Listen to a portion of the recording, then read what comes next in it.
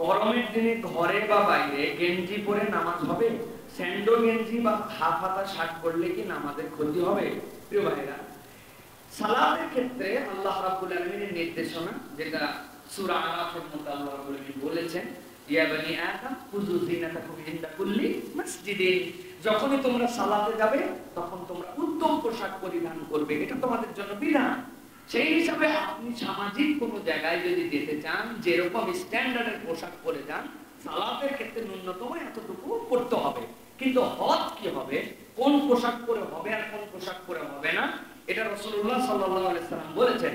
রাসূল সাল্লাল্লাহু আলাইহি ওয়াসাল্লাম বলেছেন, তোমরা সালাতের ক্ষেত্রে এইরকম পোশাক পরো না যে এক কাপড়ে তোমরা সালাত আদায় করতেছো। হাদিসের পরিভাষা হচ্ছে লাইসা আলা আতিকাইহি মিনহু শাইউন, এমন ভাবে পড়ছো যে তোমার কাঁধের মধ্যে কিছু নাই, কাঁধ উদম করে তোমরা সালাত আদায় করো না।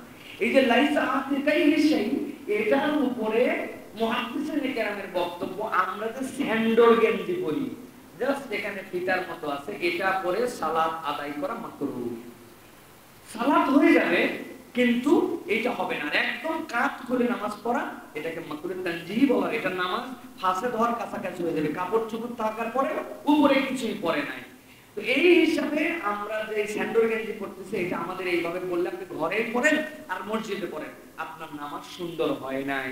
আর এই যে হাত কাটা যেটা আমরা করতেছি, এটা যদি পোশাক হিসেবে আমাদের সমাজে চলমান হয়ে যায়, তাহলে কেউ যদি হাত কাটা গেঞ্জি পরে সালাত আদায় করেন তাহলে সুন্দর হয়ে যাবে। কিন্তু নবী করিম সাল্লাল্লাহু আলাইহি ওয়াসাল্লামের প্র্যাকটিস থেকে বোঝা যায়, কেউ যদি হাত গুটায়ও রাখে, নামাজের মধ্যে হাত খুলতে নিষেধ করা হয়েছে।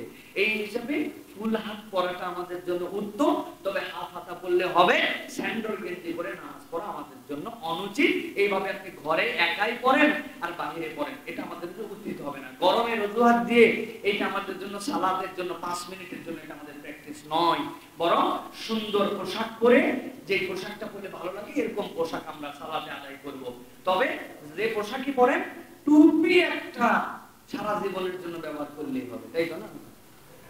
টুপি খাইবে, এদিকে শীতলা পরে টুপির গন্ধে ওনার নাক পর্যন্ত আসে, খালি আতর লাগায় কিন্তু টুপি ধোয় না, এরকম মুসলমান আছে না?